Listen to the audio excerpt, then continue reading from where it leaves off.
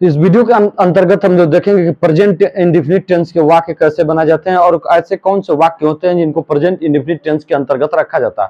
तो present indefinite tense को समझने के लिए वैसा ऐसे इसके पहले वाली वीडियो में मैंने बता दिया कि प्रेजेंट इंडेफिनिट टेंस क्या है। उस वीडियो का नाम मैंने रख दिया प्रेजेंट टेंस पार्ट 1। हालांकि फिर इसको देख लेते हैं। प्रेजेंट इंडेफिनिट टेंस का मतलब होता है वर्तमान अनिश्चित काल। वर्तमान, प्रेजेंट मीन्स वर्तमान, इंडेफिनिट मीन्स अनिश्चित, टेंस माने काल। अनिश्चित माने जो नॉट हो सर्टेन हो, जो निश्चित ना हो, which is that is not certain, which is not certain, अनिश्चित। अर्थात इसमें आप कार्य देखें तो निश्चित नहीं रहेंगे। इस तरह का अनुभूति होगी, इस तरह की फीलिंग होगी जब आप उन वाक्यों को आप पढ़ेंगे। अब इसमें प्रेजेंट इंडेफिनिट टेंस के वाक्यों में सबसे पहले हम देखेंगे कि प्रेजेंट असर्टिव सेंटेंसेस के वाक्यों को देखेंगे। असर्टिव सेंटेंस किसे कहते हैं? असर्टिव सेंटेंस क्या करते हैं? किसी भी कार्य को, एक्शन को असर्ट करते हैं। Sentences that assert the things, assert the action. हाँ, जो एक्शन को असर्ट करती है उसमें दो बातें आएंगी, या तो वो उसमें एक्शन जो कार्य होगा, जो क्रियाएं होंगी वो नहीं होंगी या फिर होंगी। जैसे वे अपना काम रोज करते हैं, वे अपना काम रोज करते हैं, वे अपना काम रोज नहीं करते हैं। अब दोनों वाक्य जो है असर्टिव सेंटेंस के असर्ट कर रहा है। तो असर्टिव सेंटेंसेस के अंतर्गत दोनों प्रकार के वाक्य आते हैं। अफर्मेटिव, अफर्मेटिव का मतलब ये सारे के सारे वाक्य जो है अफर्मेटिव सेंटेंस के वाक्य है। ये प्रेजेंट इंडेफिनिट टेंस के वाक्य तो है, लेकिन अफर्मेटिव या पॉजिटिव, इसी को अफर्मेटिव या पॉजिटिव कहते हैं। तो असर्टिव सेंटेंस के दो प्रकार होंगे, एक अफर्मेटिव और दूसरा निगेटिव। अफर्मेटिव सेंटेंस जो है अफर्म करता है और निगेटिव सेंटेंस जो है निगेटिव, उसमें नो आएगा या नॉट आएगा। वो निगोशिएशन वो निगेटिव पॉली को दिखाता है कि वो जो कार्य है वो हो नहीं रहा है। जैसे वह खाना नहीं खाता है, वह बाजार नहीं जाता है। तो इस तरह के वाक्य जो होंगे वो निगेटिव सेंटेंसेस के अंतर्गत आ जाएंगे। अफर्मेटिव सेंटेंसेस के अंतर्गत वे वाक्य आएंगे जैसे वह बाजार जाता है, वह खाना खाता है। ये वाक्य जो अफर्मेटिव सेंटेंसेस के अंतर्गत आएंगे। तो अफर्मेटिव सेंटेंस के अंतर्गत जिनको हम सकारात्मक वाक्य, नकारात्मक वाक्य के नाम से जानते हैं। तो असर्टिव सेंटेंस के अंतर्गत कितने प्रकार के वाक्य हो गए? दो प्रकार के हो गए। अफर्मेटिव जिसे पॉजिटिव भी कहेंगे, सकारात्मक कहेंगे, और दूसरा निगेटिव सेंटेंस। निगेटिव सेंटेंस की सबसे बड़ी पहचान उसमें नो या नॉट आएगा। निगेटिव सेंटेंस उसमें नहीं जरूर आएगा, अगर हिंदी में देखेंगे तो नहीं आएगा। अफर्मेटिव सेंटेंस के सारे वाक्य आप देख लीजिए। इन्हीं को बनाने का ढंग हम देखने जा रहे हैं कि प्रेजेंट इंडेफिनिट टेंस में अफर्मेटिव और पॉजिटिव सेंटेंस जिसे सकारात्मक वाक्य कहते हैं, इनको कैसे बनाया जाता है। अब इन वाक्यों को आप देखिए, वे अपना काम रोज करते हैं। दूसरा वाक्य, तुम जैसे आदमी से मैं निपटना जानता हूं। Sorry for this error.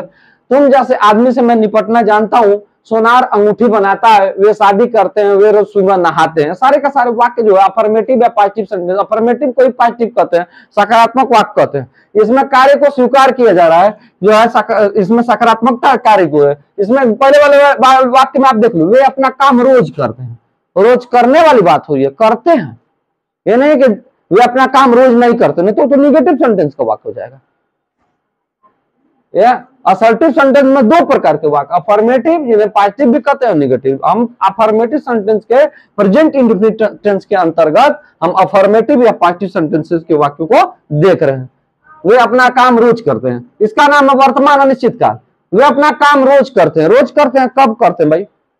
सुबह करते हैं, दोपहर शाम को करते हैं, 2 घंटा करते हैं, 3 घंटा। ये अनिश्चितता को, यहाँ पर काम जो होता है अनिश्चितता को शो कर रहा है, इसीलिए इसका नाम वर्तमान अनिश्चित काल है। वर्तमान काल, सारे का वर्तमान काल के वाक्य जो भी होंगे वो उनके वाक्य के अंत में है जरूर आएगा। वर्तमान काल के हम सबसे, अगर प्रेजेंट टेंस की ही बात करें, सिर्फ प्रेजेंट टेंस की बात करें, तो प्रेजेंट टेंस के वाक्यों के अंत में है जरूर आएगा।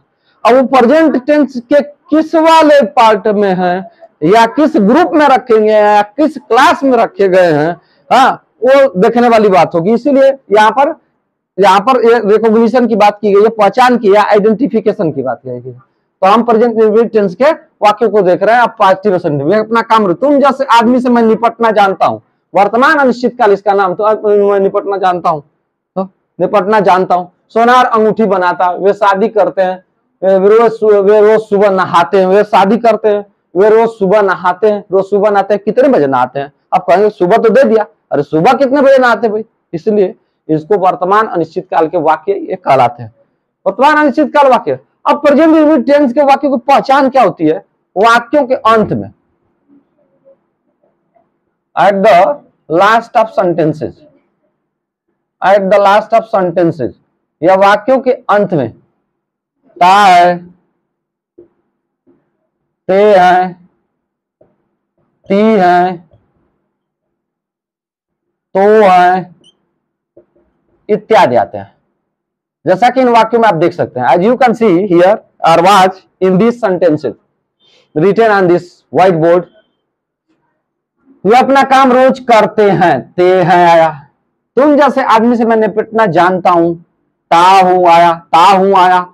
सोनार अंगूठी बनाता है, ता है आया। वे शादी करते हैं, ते हैं आया। वे रोज सुबह नहाते हैं।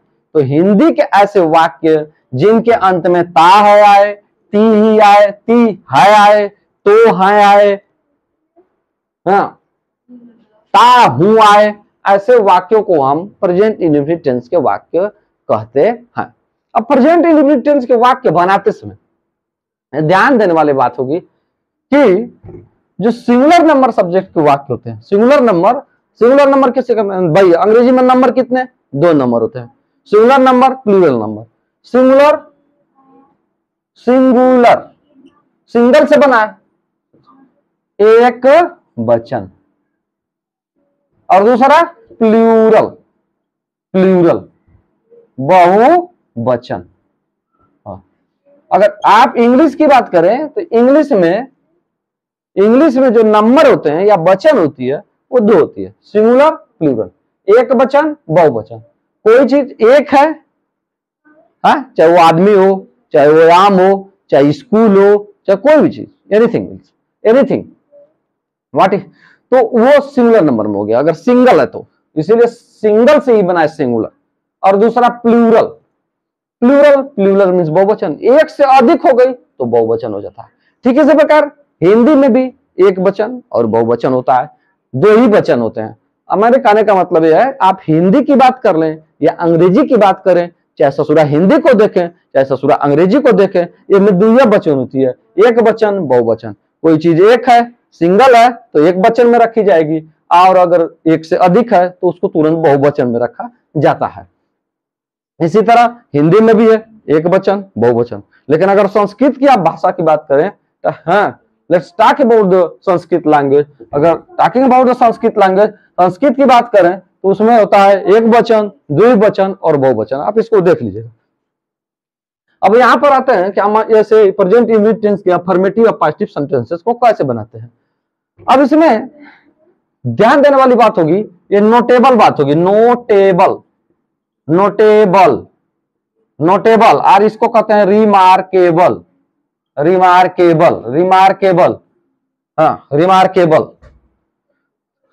Notable that should be noted, और एबल टू बी नोटेड, ऐसी चीज जिसको नोट किया जा सके, या जिसको गठियाया जा सके, दिमाग में बैठाया जा सके, याद किया जा सके, ये नोटेबल, इसी को रिमार्केबल वर्णन करने वाली बात होगी। वर्णनीय बात है, रिमार्केबल बात है, ध्यान देने वाली बात है। इसके कई सेंस होते हैं। तो इसमें नोटेबल थिंग क्या है? अगर प्लूरल नंबर सब्जेक्ट है, प्लूरल नंबर सब्जेक्ट, यदि सब्जेक्ट कर्ता क्या होता है भाई? सब्जेक्ट कर्ता क्या होता है? सब्जेक्ट कर्ता का मतलब जो काम को करता है। अगर पहले वाले वाक्य में देखें, वे अपना काम रोज करते हैं, तो यह जो वाक्य, यह जो सेंटेंस वर्ड है, वे, यही करता हुआ, वे अपना काम रोज करते हैं। तो अगर प्लूरल नंबर सब्जेक्ट है, अगर कर्ता एक वचन का है, बहुवचन का है, तो उसके साथ हम क्रिया के फर्स्ट फॉर्म का प्रयोग करेंगे। We will use the first form of the verb, first form of the verb, क्रिया का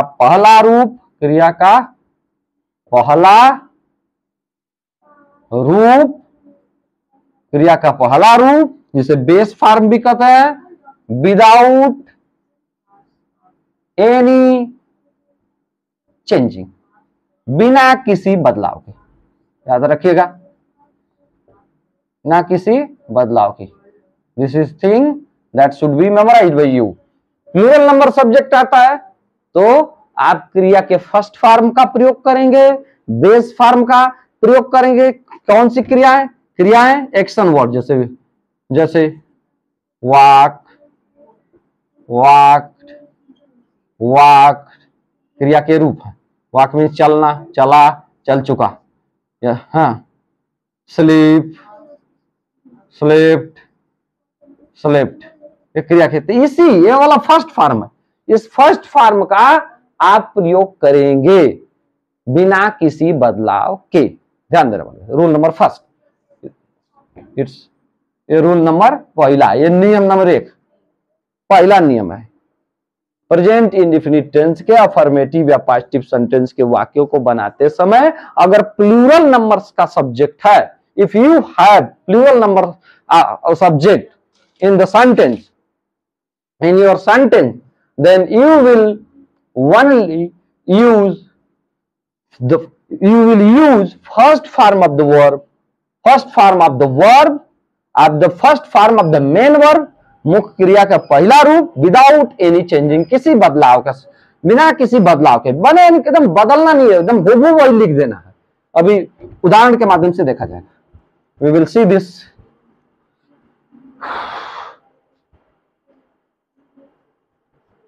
with the help of examples. Rule number 2. Rule number 2.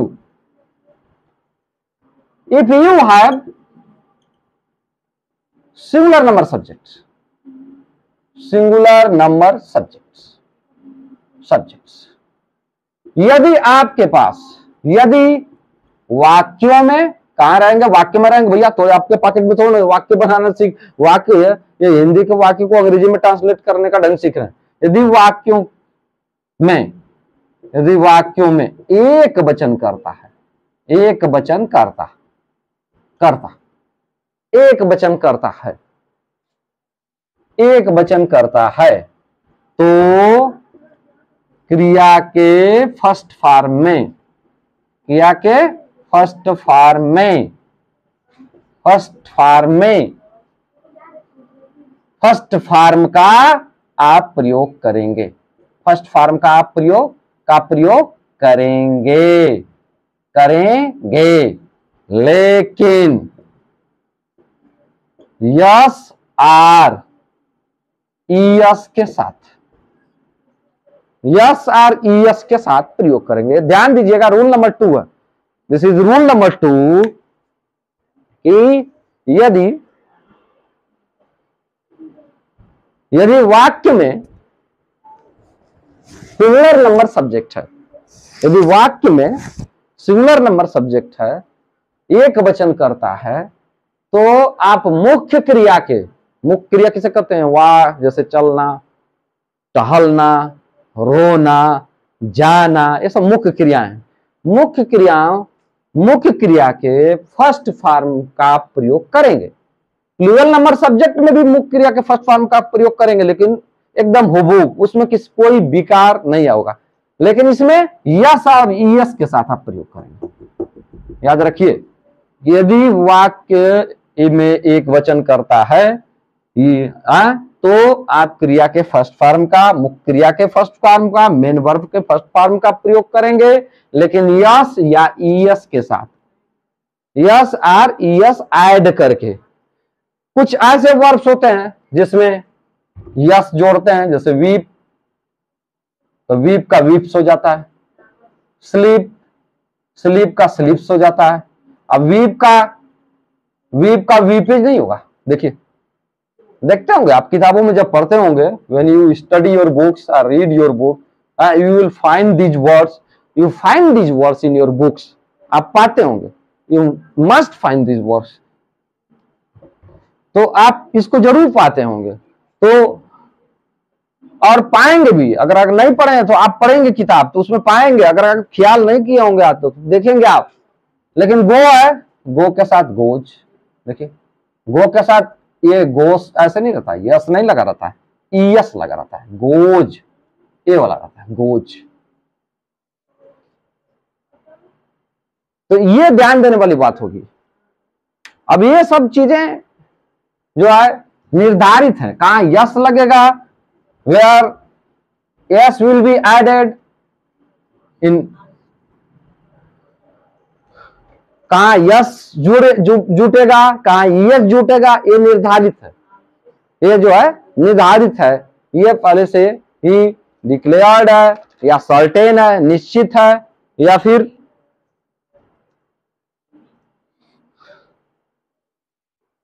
अब इस पहले वाले वाक्य को आप देखिए, वे अपना काम रोज करते हैं, वे अपना काम रोज करते हैं। तो सबसे पहले हम क्या बनाएंगे, ऐसे वाक्यों को हम इसको बना के देखते हैं। वे अपना काम रोज करते हैं, वे सब्जेक्ट, सबसे पहले सब्जेक्ट लिख लेंगे, रूल बनेगा सब्जेक्ट, सबसे पहले सब्जेक्ट SUB से लगाए, वे अपना काम रोज करते हैं, वे अपना काम रोज करते हैं, दे डू। देखिए हमने कहा कि अगर प्लूरल नंबर सब्जेक्ट होगा, वे अपना काम रोज करते हैं, इस वाक्य में वे शब्द जो है प्लूरल नंबर सब्जेक्ट है, बहुवचन करता है। क्यों? क्योंकि अगर एक आदमी रहता तो उसके लिए वह कहते, वह अपना काम रोज करता है।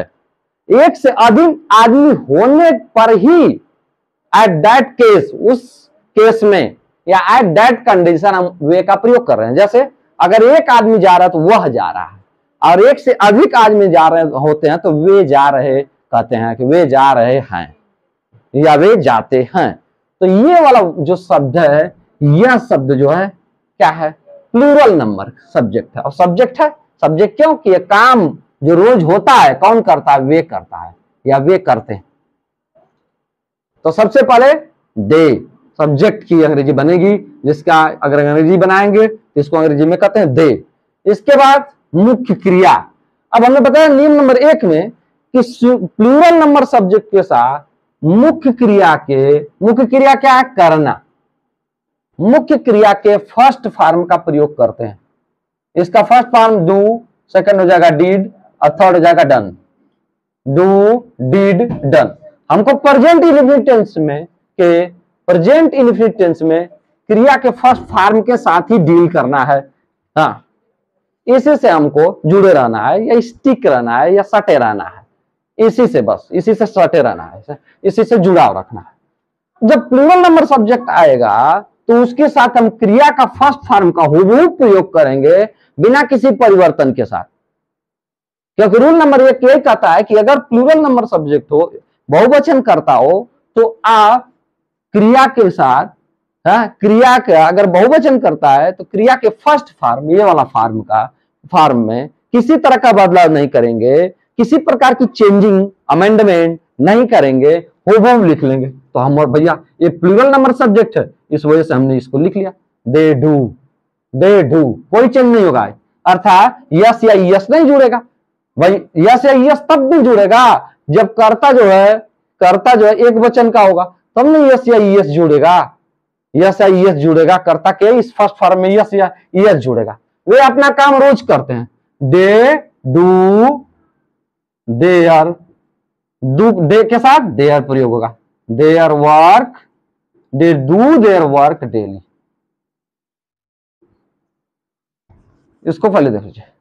अगर हम इसी को कर लें कि वह अपना काम रोज करता है, वह अपना काम रोज करता है, नियम नंबर 2 को समझने के लिए, रूल नंबर 2 को डाइजेस्ट करने के लिए, अंडरस्टैंड करने के लिए, समझने के लिए, नियम नंबर 2 को समझने के लिए अगर हम इसको कर दें कि वह अपना काम रोज करता है, इसको हम वह कर दें, just replace this word way with this first, इससे हटा देते हैं, रिप्लेस वह लगा देते हैं, तो ये हो जाएगा वह अपना काम रोज करता है, वह अपना काम रोज करता है।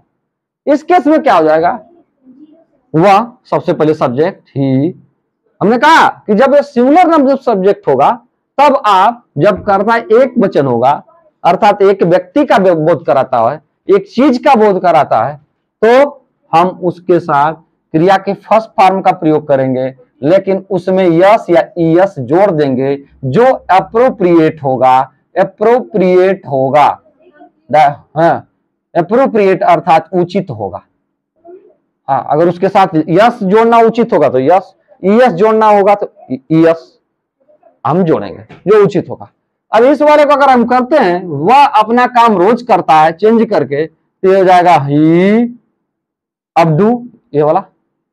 लेकिन हम इसमें यस ईएस जोड़ देंगे, यस नहीं फिट बैठता। ही डज, ही के साथ हिज लगेगा, he does his work daily, he does his work daily. वह अपना काम रोज करता है, he does his work daily. अगर यहां पर अगर सीता लगा दें तो सीता अपना काम रोज करती है, तो सीता अपना काम रोज करती है। इस वाक्य को पढ़ने पर भी लग रहा है कि सीता जो है, जो लड़की है या लेडी है, औरत है, या जिसका जेंडर क्या है, फेमिनिन जेंडर है वो एक सिंगल का बोध करा रही है, सिंगल तो सिंगल नंबर हो गई। तो उसके साथ हम जब प्रयोग करेंगे तो इसका हम प्रयोग करेंगे तो क्रिया के फर्स्ट फॉर्म में यस या यस जोड़ का प्रयोग करते हैं। यहां अगर हम कर देंगे सीता अपना काम रोज करती है, तो हम लिखेंगे सीता डज, अब सीता लड़की है तो हिज नहीं होता है, उसके लिए हर होता है।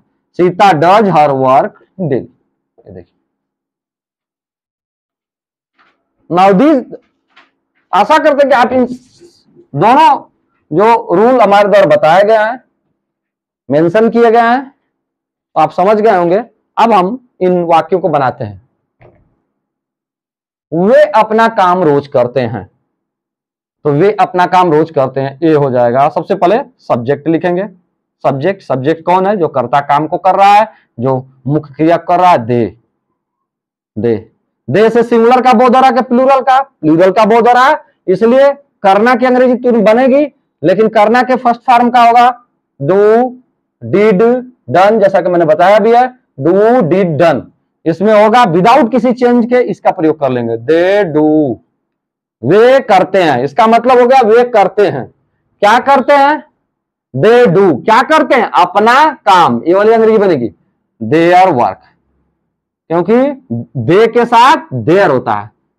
दे डू देयर वर्क, क्या हो गया, they do their work daily, they do their work daily, they do their work daily. वे करते हैं, दे डू, क्या करते हैं, देयर वर्क, अपना काम, डेली मीन्स रोज या day by day, they do their work daily, या they do their work every day, या they do their work day by day, you can say, because daily का मतलब day by day, one after another, एक के बाद दूसरा दिन आता है जो, तो उसके साथ। अगले वाक्य बनाते हो, तुम जैसे आदमी से मैं निपटना जानता हूं, तुम जैसे आदमी से मैं निपटना जानता हूं, निपटना, हाँ, तो इसमें निपटना जानता हूं ये वाला है, हाँ, मैं, आई, तुम जैसे आदमी से मैं निपटना जानता हूं, आई, इसमें कर्ता कौन है, आई, मैं निपटना जानता हूं, यहां से लेके चलेंगे, थोड़ा सा ये कॉम्प्लिकेटेड हुआ है बट इसको बना लेते हैं। आई को देखिए, आई को हम प्लूरल नंबर सब्जेक्ट में लेते हैं, आई को ग्रामर में हम प्लूरल नंबर सब्जेक्ट के रूप में लेते हैं। मैं जा रहा हूं, हालांकि आई से एक व्यक्ति का बोध होता है, लेकिन आई को जो ग्रामर में इसको प्लूरल नंबर सब्जेक्ट, जब प्लूरल नंबर सब्जेक्ट के रूप में लिया जाता है तो जानता हूं, जानना की अंग्रेजी क्या होती है, know, KNOW, know, second form हो जाएगा न्यू, KNOW या नोन, नोन। हमको तो प्रेजेंट इंडेफिनिट टेंस में भैया बस फर्स्ट फॉर्म से काम है। अगर सिंगुलर नंबर सब्जेक्ट रहेगा तो इसमें यस या यस जोड़ लेंगे, दोनों में से जो प्रयोग होगा। अब प्लूरल नंबर सब्जेक्ट है तो हम विदाउट किसी चेंज इसका प्रयोग कर लेंगे, यही नियम हमारा कहता है। तो आई को प्लूरल नंबर सब्जेक्ट मानते हैं ग्रामर में, व्याकरण में, तो आई नो, मैं जानता हूं, आई नो, मैं जानता हूं, आई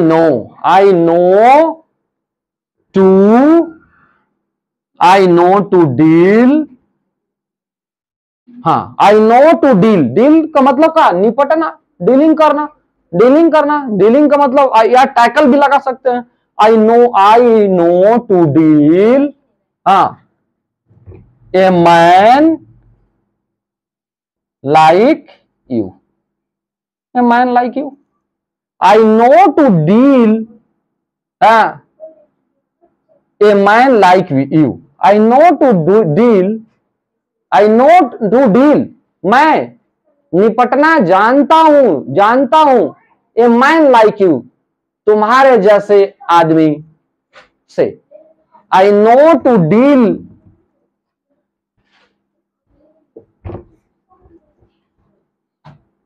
with a man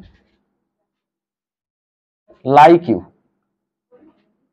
I know to deal with a man like you, इस तरह हो जाएगा, तुम्हारे जैसे आदमी से मैं निपटना जानता हूं।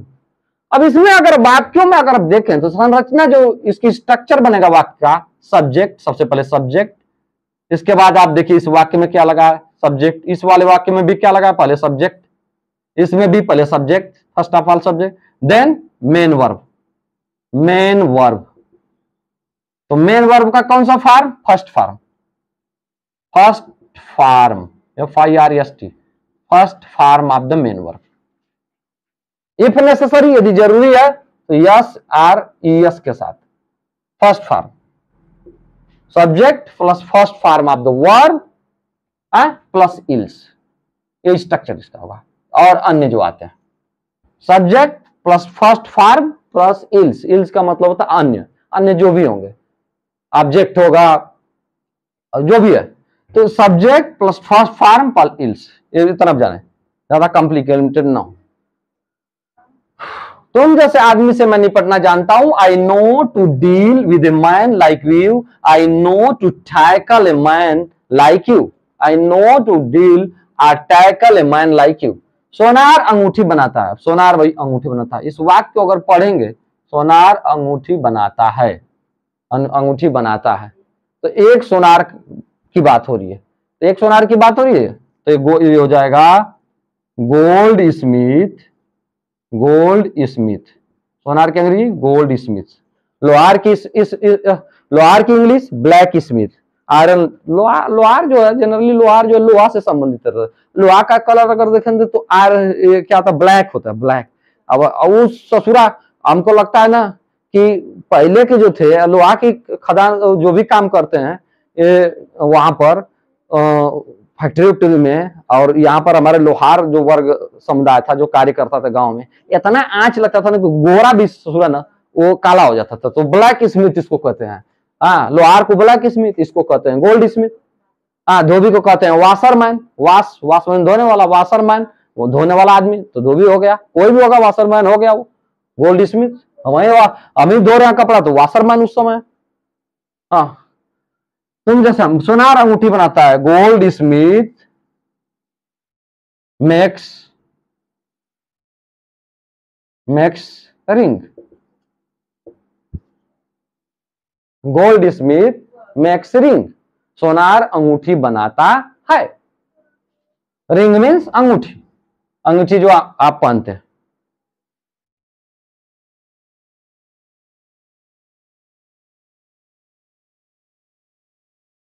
वे शादी करते हैं, ये रिंग की अंगूठी जरा देख लो भैया, RING है, ये क्लियर है, इज देयर एनी डाउट?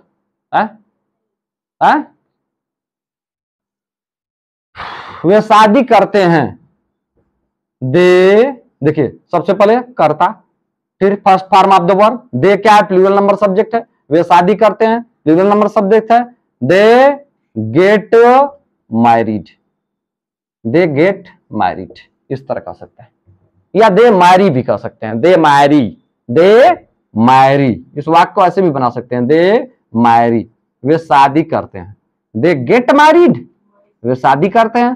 देखिए सबसे पहले करता, प्लूरल नंबर सब्जेक्ट है तो क्रिया का फर्स्ट फॉर्म बिना किसी बदलाव के लगेगा, गेट, इसका बनता है गेट गॉट, गॉट और गॉटन भी होता है, गेट गॉट गॉटन, या गॉट होता है, तो हमको तो फर्स्ट फॉर्म से काम है प्रेजेंट में, तो प्लूरल नंबर सब्जेक्ट है, दे गेट मैरिड, या दे मारी, ये भी हो जाता है। वे रोज सुबह नहाते हैं, दे बेद डेली इन द मॉर्निंग। अब सारे के सारे वाक्य इसमें जो हो गए, ये जो है प्लूरल नंबर सब्जेक्ट से हो गए, संबंधित हो गए। आइए कुछ वाक्य लेते हैं जो कि सिंगुलर नंबर से संबंधित हो गए, सिंगुलर नंबर सब्जेक्ट से संबंधित हो। शीला कपड़ा सीती है, शीला कपड़ा सीती है। मोहन स्कूल जाता है। ये वाक्य देखिए आप, शीला कपड़ा सीती है, मोहन स्कूल जाता है। दोनों वाक्यों में अब जो कर्ता हो गया, ये कर्ता क्या हो गया, एक वचन का शीला। अगर इस वाक्य को पढ़ेंगे शीला कपड़ा सीती है, तो कितने शीला का बोध हो रहा है, या कितनी औरत या लड़की का बोध हो रहा है। हाँ, इससे यह जो है ये रेफर कर रही एक का, इसलिए इसको सिंगुलर नंबर सब्जेक्ट में रखा जाएगा। शीला कपड़ा सीती है, सीने वाला काम यही करती है, तो यही सब्जेक्ट हुई भैया। तो सबसे पहले शीला के अंग्रेजी, क्योंकि हमारा स्ट्रक्चर क्या करता है, subject plus first form of the verb plus ills, ऐसे बनेगा। लेकिन फर्स्ट फॉर्म ऑफ वर्ब में बदलाव कब होगा, जब कर्ता जो है एक वचन का होगा, तो first form of the verb of the main verb में, या मेन वर्ब के फर्स्ट फॉर्म में यस या ईएस जोड़ देते हैं। अब इसमें तो करेंगे यस या ईएस जोड़ेंगे। कपड़ा सीती है, शीला कपड़ा सीती है, शीला स्टिचेज, स्टिच देखिए ये वर्ब STITCH स्टिच। अब स्टिच है, अब स्टिच में चूंकि शीला सिंगुलर नंबर सब्जेक्ट, हमारा नियम नंबर 2 क्या कहता है, नियम नंबर 2 कहता है, सेकंड रूल नंबर 2 कहता है, इट सेज, यह कहता है कि यदि कर्ता एक वचन का हो, सिंगुलर नंबर का हो, तो हमको क्रिया के फर्स्ट फॉर्म में यस या ईएस जोड़कर हम प्रयोग करेंगे। शीला स्टिचेज, इसीलिए हमने स्टिच, जो कि इसका फर्स्ट फॉर्म है सीने का, कपड़ा सीना, या सीने का अंग्रेजी जो है, हाँ, शीला स्टिचेज क्लॉथ्स, कपड़ा सीती है, Sheela stitches clothes. Mohan school जाता है, मोहन, मोहन, अब इसका फर्स्ट फॉर्म क्या होगा, जाना का गो, दूसरा वेन, तीसरा गान, हमको तो इससे कम है। मोहन क्या है, एक व्यक्ति है या एक लड़का है, यानी कि एक वचन करता है। इसके साथ क्रिया का फर्स्ट फॉर्म क्या लगेगा, गो लगेगा, लेकिन यस या ईएस के साथ लगेगा, इसलिए इसमें ईएस लगा देंगे, क्योंकि ईएस यहाँ पर सेट बैठता है। Mohan goes to, Mohan goes, सबसे पहले सब्जेक्ट बनाएंगे, फिर first form of the verb. अगर सिंगुलर नंबर सब्जेक्ट है, कर्ता जो है एक वचन का है, तो मुख्य क्रिया में यस या ईएस जोड़ लेते हैं, उसके फर्स्ट फॉर्म में हमने जोड़ लिया, ये गोज हो गया। मोहन गोज कहां भैया, goes to school, Mohan goes to school, Mohan school जाता है, मोहन स्कूल जाता है। अब आपके दिमाग में वन थिंग मस्ट बी,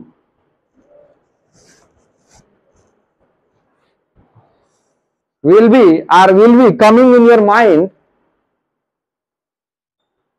आपके दिमाग में एक चीज चल रही होगी, इट विल हैमरिंग यू, कि ये जो सेकेंड रूल ये कहता है, या रूल फर्स्ट ही का उसको माने या सेकेंड रूल का है, कि एक वचन कर्ता के साथ प्रेजेंट इंडेफिनिट टेंस के अफर्मेटिव या पॉजिटिव सेंटेंसेस में, सकारात्मक वाक्यों में एक वचन कर्ता के साथ क्रिया के फर्स्ट फॉर्म में, क्रिया के फर्स्ट फॉर्म में यस या ईएस क्यों जोड़ते हैं, यस या ईएस क्यों जोड़ते हैं।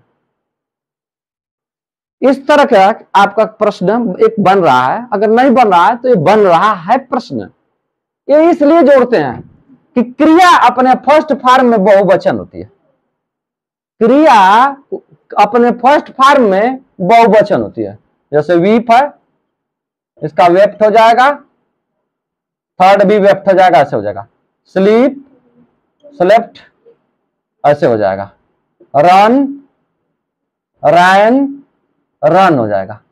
क्रिया, ये सभी क्रियाएं अपने फर्स्ट फॉर्म में क्या होती हैं, बहुवचन होती है। और कर्ता क्या है भैया, एक वचन का है।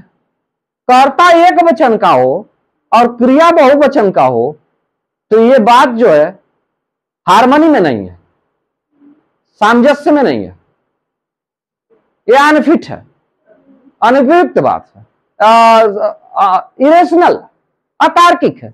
इसलिए अगर क्रिया फर्स्ट फॉर्म में है तो वर्ब को भी फर्स्ट फॉर्म में होना चाहिए। इसी वजह से जब जब कर्ता फर्स्ट फॉर्म में है, कर्ता एक वचन का है, तो क्रिया को भी एक वचन में होना चाहिए। सभी क्रियाएं अपने फर्स्ट फॉर्म में बहुवचन में होती हैं। जब प्रेजेंट इंडेफिनिट टेंस के अंतर्गत एक वचन कर्ता होता है तो एक वचन कर्ता के साथ हमको एक वचन की ही क्रिया लगानी पड़ेगी। लेकिन सभी क्रियाएं अपने फर्स्ट फॉर्म में प्लूरल नंबर में होती हैं, बहुवचन में होती हैं। इसी वजह से इनको एक वचन बनाने के लिए एक वचन कर्ता के साथ जब हम इनका प्रयोग करते हैं तो इनमें यस या ईएस जोड़कर प्रयोग करते हैं, और जैसे यस या ईएस ये जुड़ता है ये एक वचन में बदल जाते हैं। तो अगर कर्ता एक वचन का है तो क्रिया भी एक वचन में होनी चाहिए। इसलिए एक वचन कर्ता के साथ क्रिया का फर्स्ट फॉर्म को एक वचन में तब्दील करने के लिए, क्योंकि क्रिया का फर्स्ट फॉर्म बहुवचन में होता है, प्लूरल नंबर में होता है, उसको एक वचन में तब्दील करने के लिए हम उसमें यस या ईएस जोड़ लेते हैं। And that is your answer. यह आपका उत्तर हुआ। आशा करता हूं कि मैं आप प्रेजेंट इंडेफिनिट टेंस के अफर्मेटिव या पॉजिटिव सेंटेंस बनाने का ढंग सीख गए होंगे, नियम याद भी हो गया होगा, क्योंकि नियम कुछ नहीं है, नियम बहुत आसान है। सबसे पहले हम सब्जेक्ट लिखेंगे, फिर first form of the main verb लिखेंगे और फिर इल्स लिखेंगे, और कुछ नहीं लिखेंगे। अगर सिंगुलर नंबर सब्जेक्ट है जैसे कि दोनों वाक्यों में तो हम क्रिया के फर्स्ट फॉर्म में यस या ईएस जोड़ का प्रयोग करेंगे। और अगर प्लूरल नंबर सब्जेक्ट है, हमने जैसे इसके पहले के उदाहरणों में बताया है, I mention examples before these examples.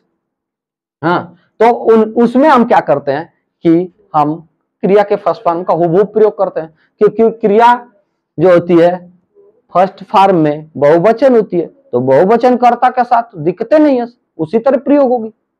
आशा करते हैं कि आप इस टॉपिक को समझ गए होंगे। आने वाली वीडियो में हम इसके आगे वाले पार्ट को देखेंगे। तब तक के लिए जय हिंद, जय भारत।